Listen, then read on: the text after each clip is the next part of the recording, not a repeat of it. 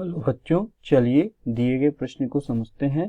समस्याओं के रैखिक समीकरणों को युग्म में बनाइए और उनके हल यदि उनका अस्तित्व हो तो विलोपन विधि से ज्ञात कीजिए। यदि हम अंश में एक जोड़ दें तथा हर में एक घटा दें तो भिन्न एक में बदल जाती है। यदि हर में एक जोड़ दें तो यह 1/2 हो जाती है। तो वह भिन्न क्या है? सबसे पहले हम बात करते हैं मुख्य अवधारणा की। मुख्य अवधारणा के अंदर हम जानेंगे कि रैखिक समीकरण युग्म को हम विलोपन विधि से कैसे हल करते हैं। रैखिक समीकरण युग्म विलोपन विधि क्या होती है? विलोपन विधि के अंतर्गत हमारे सामने समीकरण युग्म में दो चर रहेंगे तो किसी भी एक चर के गुणांक को समान करके हम हल करते हैं। किसी भी एक चर के गुणांक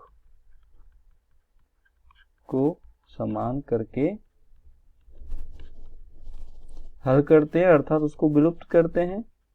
अर्थात यदि हम x का गुणांक समान कर देंगे तो x का पद जोड़ने या घटाने पर दूसरे x के पद से कट जाएगा। उसी प्रकार y के गुणांक को यदि हम समान करते हैं दोनों समीकरणों में तो y का गुणांक क्या कर देंगे? जोड़कर या घटाकर विलुप्त कर देंगे।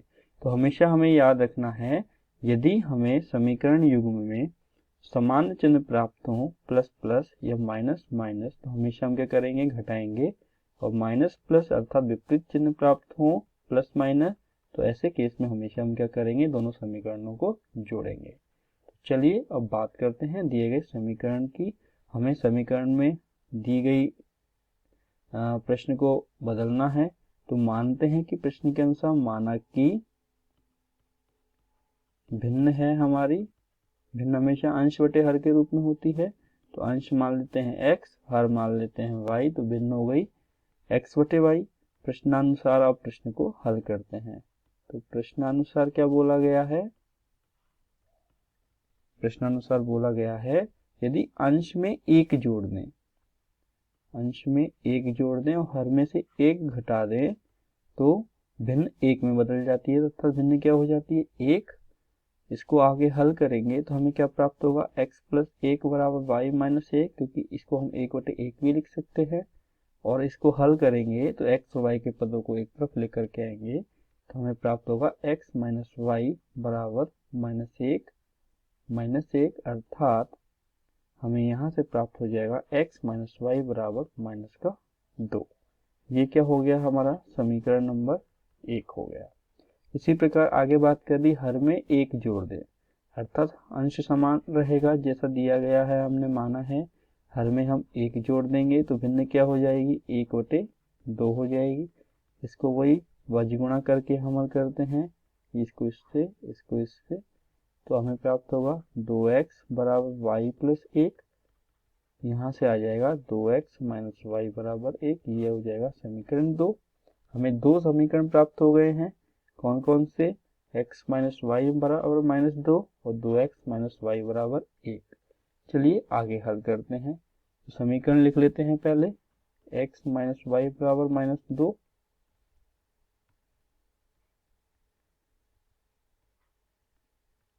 माइनस का 2, और दूसरा समीकरण है 2x माइनस वाई बराबर 1।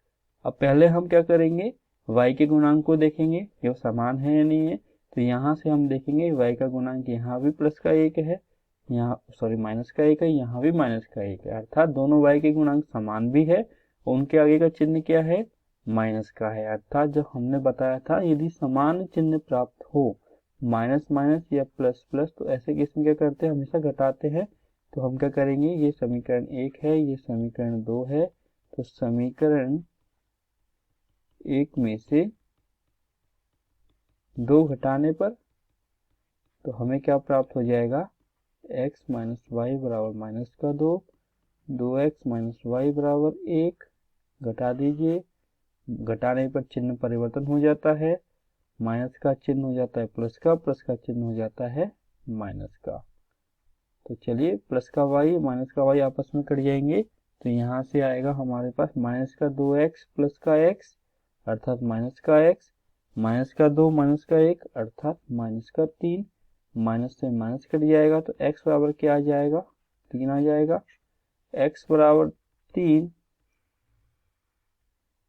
समीकरण 1 में रखने पर, समीकरण 1 में जब x बराबर 3 रखते हैं तो देखिए क्या प्राप्त होगा। समीकरण 1 है x माइनस वाई बराबर माइनस 2, सॉरी यहाँ x बराबर 3 रखना है, 3 माइनस वाई बराबर माइनस का 2, अर्थात y का पक्षांतरण करेंगे, 3 माइनस का 2 दूसरी तरफ आएगा प्लस का 2, माइनस का y दूसरी तरफ जाएगा प्लस का y, तो यहाँ से क्या प्राप्त हो जाएगा, y बराबर 5 प्राप्त हो जाएगा। तो हमें x का मान और y का मान प्राप्त हो गया है। x का मान प्राप्त हुआ है x बराबर 3, y बराबर 5। तो हम लिख सकते हैं अतः दिए गए प्रश्न को हल करने पर प्राप्त भिन्न होगी x बटे y, और x का मान क्या है 3, y का मान है 5, तो हमारी भिन्न क्या हो जाएगी 3 बटे 5, और यही हमारे प्रश्न का क्या होगा, उत्तर होगा। तो आशा करता हूँ जिस प्रकार हमने मुख्य अवधारणा की सहायता से दिए गए प्रश्न को विलोपन विधि से हल किया है आपको समझ में आया होगा। धन्यवाद।